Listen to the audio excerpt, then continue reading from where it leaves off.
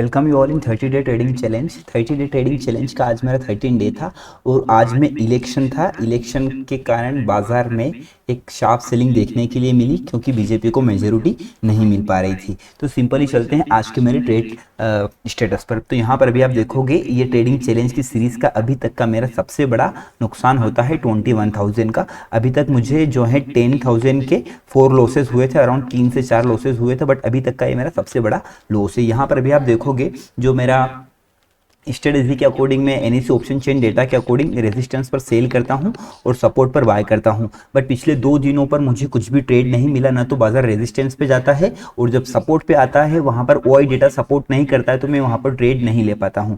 तो पिछले 2 दिनों से मुझे निफ्टी में तो ट्रेड नहीं मिलता है। मैं आज में एक ट्रेड लेने के लिए ट्राई करता हूँ। फाइनेंस निफ्टी में 20,500 के कॉल ऑप्शन को मैं सेल करता हूँ।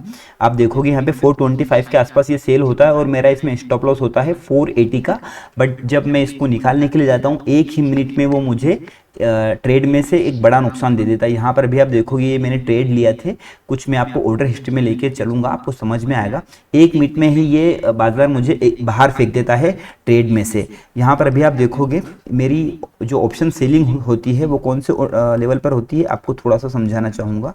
यस, यहाँ पर अभी आप देखोगे केवल मैं इसमें 6 लॉट को सेल करता हूँ, 426 के आसपास मैं इसमें ऑर्डर पंच करता हूँ और ये ट्रेड मेरा होता है। ये पहले तो ऑर्डर रिजेक्ट हो जाता है और उसके बाद अगेन ये सेल होता है 425 पर। यहाँ पर आपको दिख रहा होगा 12:51 पर मेरा ट्रेड एग्जीक्यूट होता है और 12:52 पर केवल 1 मिनट बाद ये ट्रेड मुझे एग्जिट दे देता है। अराउंड 493 पर मेरी एग्जिट हो जाती है। मैं इसमें स्टॉप लॉस लगाता हूँ 475 से लेकर 480 का।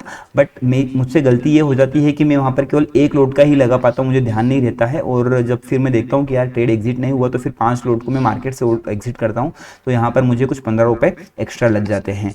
बट उसके बाद फिर मैं कोई ट्रेड प्लान नहीं करता हूँ। और यहाँ पर भी आप देखोगे कि निफ्टी का लॉट में भी मैंने ट्रेड लिया था, ये थोड़ा सा गलती से मुझसे ट्रेड मैं ऑर्डर एक्चुअली फाइनेंस निफ्टी में प्लान कर रहा था और जो मेरा ऑर्डर पंच हो गया निफ्टी में। यहाँ पर भी आप देखोगे 775 पर मैंने 1 लॉट को बेच दिया था और इसको फिर मैं कवर अप भी करता हूँ।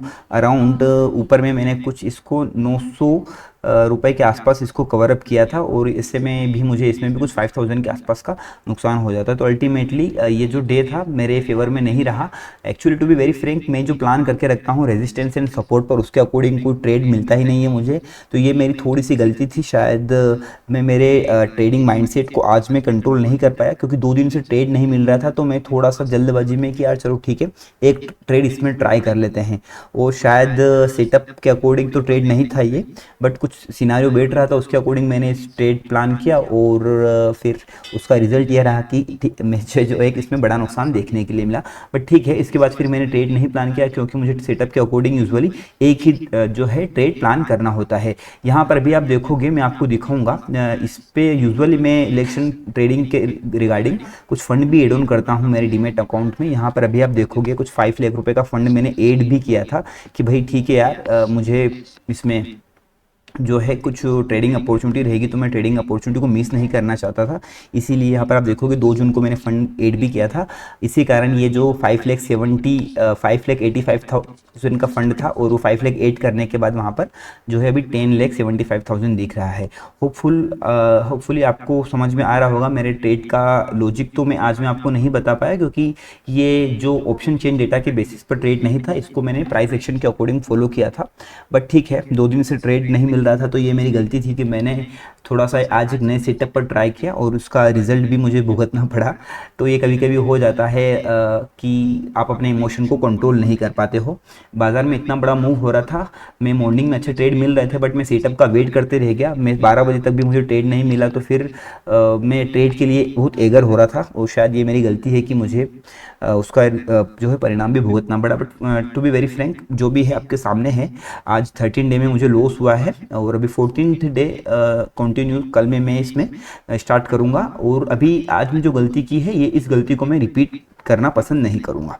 आई होप आपको इसमें लर्निंग मिली होगी। यहाँ तक अभी आप देखोगे मेरे ट्रेडिंग चैलेंज की सीरीज में, तो आपको समझाता हूँ मैं पिछले मेरे रिसेंटली के आप ट्रेड देखोगे तो यहाँ पर अभी एक बार 10,000 का लॉस हुआ था, फिर यहाँ पर 10,000, ये यहाँ पर 10,000 और यहाँ पर ये 8,000, ऐसे 1 2 3 4 5 और ये आज का लॉस 6 लॉस हुए हैं।